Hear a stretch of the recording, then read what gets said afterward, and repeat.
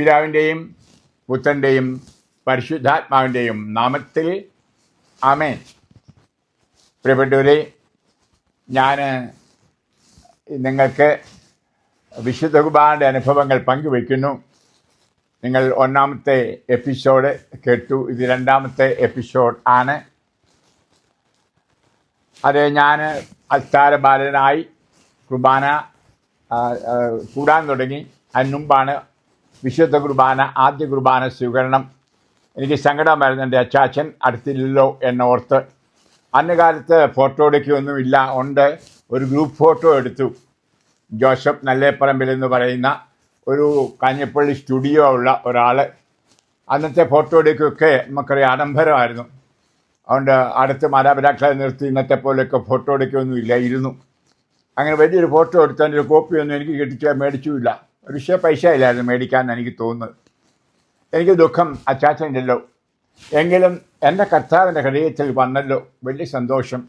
അമ്മച്ചി പറഞ്ഞു, ആദ്യ കുർബാന സ്വീകരിക്കുമ്പോൾ കുർബാന സ്വീകരിക്കുന്ന ആൾ ഈശോയോട് എന്ത് ചോദിച്ചാലും സാധിച്ചു തരും. അപ്പം ഒത്തിരി കാര്യങ്ങൾ ഞാൻ പ്രാർത്ഥിച്ചു. എൻ്റെ അമ്മയെ കാത്തോളണമേ, ദീർഘായുസ് കൊടുക്കണമേ, അച്ചാച്ചനെ സ്വർഗത്തിൽ വിടണമേ, ഞങ്ങൾ പിള്ളേരെ മിടുക്കരായി പഠിച്ച് നല്ല നിലയിലെത്താൻ ഇടയാക്കണേ, അത് രഹസ്യമായിട്ട് എന്നെ ഒരു വൈദികനാക്കണേ എന്ന് ഈശോയോട് അന്ന് പ്രാർത്ഥിച്ചത് ഞാനിപ്പോഴും ഓർക്കുന്നു. അതിൽ ഞാൻ പറഞ്ഞല്ലോ, ഇങ്ങനെ അച്ഛന്മാരുടെ വേഷമൊക്കെ ഞാൻ കിട്ടുമായിരുന്നു. ഒരു കൊല്ലം കഴിഞ്ഞപ്പോൾ ഞാൻ സ്കൂളിൽ പോകുന്ന വഴി ഒരു കമ്പി എൻ്റെ കാലെ കൊണ്ടു. എൻ്റെ കാൽ വിരലിൽ പഴുക്കാൻ തുടങ്ങി. അമ്മയ്ക്ക് ഒത്തിരി വിഷമുള്ള കാലഘട്ടം. കാരണം പറമ്പ് നോക്കണം, ഞങ്ങൾ 6 മക്കളെ നോക്കണം. അതുകൊണ്ട് അമ്മയെ ശല്യപ്പെടുത്താൻ എനിക്ക് ഇഷ്ടമില്ലായിരുന്നുകൊണ്ട് ഞാൻ പറഞ്ഞില്ല അമ്മോട്. 3-4 ദിവസം ഉറങ്ങാൻ പറ്റിയില്ല, കാലിന് നീര്, വേദന. അപ്പോൾ എൻ്റെ ഒരു കൂട്ടുകാരൻ, അവൻ്റെ പേര് കരുണാകരൻ എന്നായിരുന്നു, ഹിന്ദു. അവൻ പറഞ്ഞു, ഈ മുറിവ് ഡോക്ടറെ കാണിച്ച് ഇഞ്ചക്ഷൻ മേടിച്ചില്ലെങ്കിൽ ടെറ്റനസ് വന്ന് മരിക്കും. ദൈവമേ, എനിക്ക് ഭയം വന്നു. എൻ്റെ ഒരു അച്ചാച്ചൻ്റെ അപ്പൻ്റെ ഒരു സഹോദരൻ, കിഴക്കേ താഴെ ഔസേപ്പ് പാപ്പൻ എന്ന് പറയും, ടെറ്റനസ് കൊണ്ട് മരിച്ചു എന്ന് എനിക്കറിയാം. ആ ടെറ്റനസ് കൊണ്ട് മരിക്കാൻ എനിക്കിഷ്ടപ്പെട്ടില്ല. ഞാൻ ഓടി അമ്മോടി എന്ന് പറഞ്ഞു, എൻ്റെ അമ്മ എന്നെ ആശുപത്രിയിൽ കൊണ്ടുപോകണം, ഡോക്ടറെ കാണിക്കണം, എനിക്ക് ടെറ്റനസ് വന്ന് മരിക്കും, എൻ്റെ കാല് കണ്ടോ. അപ്പോഴാണ് അമ്മ അറിയുന്നത് എനിക്കൊരു മുറിവുണ്ടെന്ന്. അമ്മയുടെ ആ നിസ്സഹായ മുഖം ഞാനിപ്പോഴും ഓർക്കുന്നു. അന്നൊക്കെ പൈസ രൊക്കം കൊടുക്കണമല്ലോ, ആശുപത്രിയിൽ പോയാൽ. ഇല്ലായിരുന്നു അമ്മയ്ക്കെന്ന് എനിക്ക് തോന്നുന്നു. അമ്മ എൻ്റെ ചോദിച്ചാൽ അമ്മ എപ്പോഴും മുത്തി പ്രാർത്ഥിക്കുന്ന ഒരു കുരിശുരൂപം ഉണ്ടായിരുന്നു. ആ കുരിശുരൂപം കൊണ്ടുവന്ന് ഇതുപോലെ ഒരു ചെറിയ കുരിശുരൂപം കപ്പിച്ചുംകാരോട് മേടിച്ചാണ് കപ്പിച്ചും ധ്യാനത്തിൽ എൻ്റെ മുറിവേൽ വച്ചു. എന്നോട് പറഞ്ഞു, മോനെ പ്രാർത്ഥിക്ക്. ഞാൻ ചോദിച്ചു, അമ്മ എങ്ങനെ പ്രാർത്ഥിക്കുക, എനിക്ക് അറിഞ്ഞുകൂടാ. അപ്പോൾ അമ്മ പറഞ്ഞു, ഞാൻ ഈശോ എന്ന് പറയും, നീ അത് ആവർത്തിക്കണം. അപ്പോൾ എനിക്ക് ഉള്ളി ഭയം വന്നു. അമ്മ ഒത്തിരി കൊന്തയൊക്കെ ചൊല്ലും, പ്രാർത്ഥിക്കുന്ന ആളായിരുന്നു. എത്ര തവണ ഇനി ഈശോ ഈശോ എന്ന് വിളിക്കണം? അതുകൊണ്ട് ഞാൻ ചോദിച്ചു, എത്ര തവണയാണ് അമ്മേ? അമ്മ പറഞ്ഞു, 100 തവണ. അമ്മ ചൊല്ലി ഈശോ, ഞാനും ഈശോ പറഞ്ഞ് അങ്ങ് ഉറങ്ങിപ്പോയി. 100 തവണ ഞാൻ കംപ്ലീറ്റായിട്ട് ചൊല്ലിയില്ല, അമ്മ ചൊല്ലിക്കാണും. കാരണം ഞാൻ 2 ദിവസമായിട്ട് ഉറക്കമില്ലായിരുന്നു. നേരം വെളുക്കുകയും രാവിലെ ഞാൻ കാലയിൽ നോക്കിയപ്പോൾ പഴുപ്പില്ല, രക്തമില്ല, നീരില്ല, മിക്കവാറും കരിഞ്ഞു മുറിവ്. ഞാൻ ഓടി അമ്മയുടെ ഒക്കെ ചെന്നു. അമ്മ പശുവിനെ കറക്കുകയായിരുന്നാണ് എനിക്ക് തോന്നുന്നത്. അതോ അടുക്കളയിൽ ഏതോ തീ കത്തിക്കുകയായിരുന്നു. ഞാൻ പറഞ്ഞു, അമ്മേ എൻ്റെ കാലയിൽ നോക്കുക, കരിഞ്ഞു. അമ്മ ചിരിച്ചുകൊണ്ട് എഴുന്നേറ്റ് തോളെ കൈവച്ചുകൊണ്ട് പറഞ്ഞു, മോനെ, ഈശോ ഇന്നും ജീവിക്കുന്നു. ഈശോ ആണ് നിന്നെ സുഖപ്പെടുത്തിയത്. അമ്മ ദൈവശാസ്ത്രമൊന്നും പഠിച്ചിട്ടില്ല, വെറും 4ാം ക്ലാസ്സുകാരി. എങ്കിൽ അമ്മയുടെ മനസ്സിലെ വിശ്വാസത്തിൻ്റെ ഒരു പ്രഖ്യാപനമായിരുന്നു എന്ന് ഞാൻ പറയും. യേശുക്രിസ്തു ഇന്നും ജീവിക്കുന്നു, അവൻ സുഖപ്പെടുത്തുന്നു. എൻ്റെ ജീവിതത്തിലെ എല്ലാ പ്രസംഗത്തിൻ്റെയും സാരം അതാണെന്നറിയാമല്ലോ. ജീവിക്കുന്ന ഈശോയെ പ്രഘോഷിക്കുക. അച്ഛന്മാർ പഠിപ്പിച്ചതല്ല, മെത്രാന്മാർ പഠിപ്പിച്ചതല്ല, ദൈവശാസ്ത്രജ്ഞന്മാർ പഠിപ്പിച്ചതല്ല. എൻ്റെ പ്രിയപ്പെട്ട ഗ്രാമീണ സ്ത്രീയായിരുന്ന 4ാം ക്ലാസ് വരെ പഠിച്ച അമ്മച്ചി. പ്രിയ അമ്മമാരെ, അപ്പന്മാരെ, ചെറുപ്പത്തിലെ ഈശോയെപ്പറ്റി മക്കളോട് പറയണം എന്ന് പറയാനും കൂടിയാണ് ഞാൻ ഈ സമയം ഉപയോഗിക്കുന്നത്. അപ്പോൾ ഞാൻ അമ്മയോട് ആ കുരിശുവത്തെ നോക്കിക്കൊണ്ട് സാധാരണ പിള്ളേർ സംശയം ചോദിക്കുന്ന പോലെ ഞാൻ ചോദിച്ചു, ഈശോ മരിച്ചു പോയില്ലേ കുരിശ്, പിന്നെ എങ്ങനെയാണ് ജീവിക്കുന്നത് അമ്മേ? അമ്മയുടെ തിയോളജി ദൈവശാസ്ത്രം എന്നോട് പറഞ്ഞു, മരിച്ചുപോയി, 3-ാം ദിവസം ഈശോ ഉയർത്തു എന്ന് എനിക്കറിയത്തില്ലേ? ആ ഉയർപ്പിൻ്റെ പടവും രൂപവും നീ കാണില്ലേ? ഈസ്റ്ററിന് വരുമ്പം ഈശോയുടെ ഉയർപ്പിൻ്റെ പരിപാടി നീ സംബന്ധിക്കുന്നതല്ലേ? ഞാൻ തലകുലുക്കി. എന്നിട്ട് പറഞ്ഞു, നീ എൻ്റെ കൂടെ പള്ളിയിൽ വരുമ്പോൾ നീ കണ്ടിട്ടില്ലേ കുർബാനയുടെ നടുവെച്ച് അപ്പം ഉയർത്തി മുകളിലേക്ക് ഈശോയ്ക്ക് ബലി അർപ്പിക്കുന്ന സമയം, ആ സമയം ആണ് ലോകത്തിലെ ഏറ്റവും വലിയ അത്ഭുത സമയം. ആ ശരീരം ആ അപ്പം ശരീരമായി മാറുന്നു, വീഞ്ഞുതുള്ളി രക്തമായി മാറുന്നു. അതുകൊണ്ടാണ് ആ സമയത്ത് എല്ലാവരും മുട്ടേനിക്കും, അപ്പോൾ കപ്പ്യാർ മണിയടിക്കും.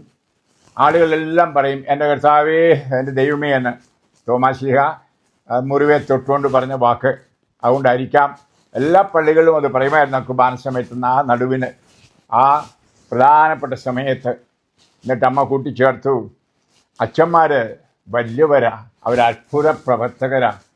കാരണം ഈ മഹാ അത്ഭുതം ചെയ്യുന്ന അച്ഛന്മാരാണ്. അതായത് ഒരു വാക്കുകൊണ്ട് അപ്പം ഈശോയുടെ ശരീരമായി മാറ്റുന്നു, ഒരു വാക്കുകൊണ്ട് വീഞ്ഞു തുള്ളികൾ രക്തമാക്കുന്നു. ഇതിൽ കൂടി അത്ഭുതം എന്താണ്? എൻ്റെ അന്ന് രോമമൊന്നും ഇല്ലെങ്കിലും രോമം എഴിച്ചു എന്ന് പറയാം, കുടില് കോരിയിട്ടു. ഇത്ര വലിയ കാര്യമാണല്ലോ ഞാൻ എന്നും കുർബാനയ്ക്ക് സംബന്ധിക്കുമ്പോൾ സംഭവിക്കുന്നത്. എൻ്റെ മനസ്സ് വന്നു. ഇത് അമ്മയുടെ നാക്കിന്ന് കട്ടപ്പോൾ എൻ്റെ ദൈവവിളി ഉറച്ചു. ഹല്ലേലൂയ! എനിക്കൊരു അത്ഭുത പ്രവർത്തകനാകണം. രോഗശാന്തിയോ അല്ല വിടുതലോ ഒന്നുമല്ല, വിശുദ്ധ കുർബാന എന്ന അത്ഭുതം എൻ്റെ കൈകളിലൂടെ എനിക്ക് ചെയ്യണം, നടത്തണം. അഥവാ കർത്താവ് ഈ അത്ഭുതം എന്നിലൂടെ ചെയ്യണം എന്ന ചിന്ത എൻ്റെ മനസ്സിൽ വന്നു. ഞാൻ ഓരോ കുർബാനയും കാണുമ്പോഴും അത് സംബന്ധിക്കുമ്പോഴും ഇതെല്ലാം ഓർക്കുമായിരുന്നു. ഈ അച്ഛനെ നോക്കുന്ന വലിയ ബഹുമാനത്തോടെ, വലിയ സന്തോഷത്തോടെ, വലിയ ആളായിട്ട്, ദൈവമേ അത്ഭുത പ്രവർത്തകൻ. അന്ന് എനിക്കറിഞ്ഞുകൂടായിരുന്നു, ഇന്നൊക്കെ ശാസ്ത്രപരമായിട്ട് പറയുന്നുണ്ട്, ആ വെറും ശരീരമല്ല, പിന്നെ ഹൃദയപേശികളായിട്ട് മാറുന്നുണ്ട് എന്ന്. ഇത് എൻ്റെ ശരീരം ആകുന്നു, ഇത് എൻ്റെ രക്തം ആകുന്നു. അന്ന് മുതൽ എനിക്ക് വിശുദ്ധ കുർബാനയിൽ ആഴമായൊരു വിശ്വാസം, കർത്താവിൻ്റെ ശാരീരികമായ സന്നിധാനം ആണ്, സാന്നിധ്യമാണ് വിശുദ്ധ കുർബാനയിൽ നിന്ന് ബോധ്യം എനിക്ക് കിട്ടി. അത് കഴിഞ്ഞ് എനിക്ക് സർക്കാരിൻ്റെ പഠിക്കാൻ പോകുമ്പോൾ മുട്ടുകുത്തുമ്പോഴും, അതുപോലെ പള്ളിയിൽ കയറി വിശീത്ത നടത്തുമ്പോഴും, പള്ളിയിൽ സ്കൂളിൽ പോകുമ്പോൾ വിശീത്തയ്ക്ക് പോകുമായിരുന്നു ഇടനേരത്ത്. അപ്പോഴെല്ലാം ഇതായിരുന്നു ഓർമ്മയിലുണ്ടാകുന്നത്, ഇന്നും ജീവിക്കുന്ന അത്ഭുത പ്രവർത്തകനായ ഈശോ. ഞാൻ കരിക്കാറ്റൂർ കൊവേന്തലാണ് പഠിച്ചത്. അവിടെ പാസ്കലച്ചൻ എന്ന് പറഞ്ഞ അച്ഛനായിരുന്നു ഹെഡ് മാസ്റ്റർ. ഞങ്ങൾ കുട്ടികളെല്ലാം ദിവസം രാവിലെയും വൈകിട്ടും വിശീത്തയ്ക്ക് കൊണ്ടുപോകും. അപ്പോൾ അദ്ദേഹം പറയുമായിരുന്നു, ഈശോ സക്രാരിയിൽ ജീവിക്കുന്നു. ഇത് എൻ്റെ ആഴത്തിൽ, എൻ്റെ അബോധ മനസ്സിൽ എപ്പോഴും ഉണ്ട്. അതാണ് എന്നെ ഈശോയോട് കൂടുതൽ, ദിവികാരൻ ഈശോയോട് കൂടുതൽ അടുപ്പിക്കുന്നത്. ഇന്നും ജീവിക്കുന്നവനായ ഈശോ, അതെ, മാംസരക്തമായി വസിക്കുന്നവൻ എന്ന് പറഞ്ഞാൽ ശാരീരികമായിട്ട്. അത് വെറുതെ ഒരു ഓർമ്മ പെരുന്നാളല്ല, ഓർമ്മചിന്തയല്ല, പിന്നെ യഥാർത്ഥത്തിൽ സത്യമായും യേശു ശരീര രക്തത്തോടെ സാന്നിധ്യം ചെയ്യുന്നു, ഇന്നും കൂടെയുണ്ട്. ആ ബോധ്യങ്ങളെല്ലാം ഒന്നിനു പുറകെ ഒന്നായി വരാൻ തുടങ്ങി. ഇതോടുകൂടി ഞാൻ ഒരു കുസൃതിയായിരുന്നു, വഴക്കാളിയായിരുന്നു. സാറുമാരോട് വഴക്കുണ്ടാക്കുമായിരുന്നു, കൂട്ടുകാരുമായിട്ട് ഇടിയും പിടിയും എല്ലാം ഉണ്ടാക്കുമായിരുന്നു. ഞാനൊരു വൈദികനാണെന്ന് ആരും ചിന്തിച്ചില്ല, വീട്ടിൽ പോലും ആരും. അത്രമാത്രം മുൻകോപിയും അരിശക്കാരനും അടിയും തൊഴിയും ചീത്ത പറയുന്നതിനൊക്കെ ആയിരുന്നു. എൻ്റെ ഉള്ളിൻ്റെ ഉള്ളിൽ ഈ വിശീത്ത നടത്തുമ്പോൾ, കുർബാനയ്ക്ക് കൂടുമ്പോൾ, യുവാന കാണുമ്പോൾ, സ്വീകരിക്കുമ്പോൾ എൻ്റെ മനസ്സിൽ, എൻ്റെ ഈശോയെ, എൻ്റെ കർത്താവേ, അങ്ങ് ജീവിക്കുന്നവനാണല്ലോ, എന്നെ ഒരു അച്ഛനാക്കണേ എന്ന് ഉള്ളുകൊണ്ട് ഞാൻ പറയുമായിരുന്നു. ഇതാണ് എൻ്റെ രണ്ടാമത്തെ അനുഭവം. ഈശോ നിങ്ങളെ അനുഗ്രഹിക്കട്ടെ. കണ്ണുകൾ അടയ്ക്കൂ. കണ്ണുടെ കർത്താവേ, എൻ്റെ രണ്ടാമത്തെ ദിവികാരൻ്റെ അനുഭവം ഞാൻ പങ്കുവയ്ക്കുകയായിരുന്നു. വിശുദ്ധ കുർബാനയിലെ ഈശോ ആണ് ജീവിക്കുന്നത്, ആ ഈശോ ആണ് സുഖപ്പെടുത്തുന്നത്. ഇന്ന് ഏറെ രോഗശാന്തികൾ എൻ്റെ പ്രവർത്തനത്തിലൂടെ, എൻ്റെ സുവിശേഷവൽക്കരണത്തിലൂടെ നടക്കുന്നുണ്ട്. അത് ജീവിക്കുന്ന യേശുവാണ് ചെയ്യുന്നത് എന്ന ബോധ്യം എൻ്റെ അമ്മയുടെ അധരത്തിലൂടെ പകർന്നു തന്ന കർത്താവേ നന്ദി. ഇത് കേൾക്കുന്ന ഇവരിലും വിശ്വാസം വർദ്ധിപ്പിക്കണമെന്ന് ഞാൻ പ്രാർത്ഥിക്കുന്നു. നിങ്ങൾ ഏവരെയും ദിവ്യകാരുണ്യ സന്നിധിയിൽ അർപ്പിച്ച് ആശീർവദിക്കുന്നു. പിതാവിൻ്റെയും പുത്രൻ്റെയും പരിശുദ്ധാത്മാവിൻ്റെയും നാമത്തിൽ ആമേൻ. Praise the Lord. ഹല്ലേലൂയ.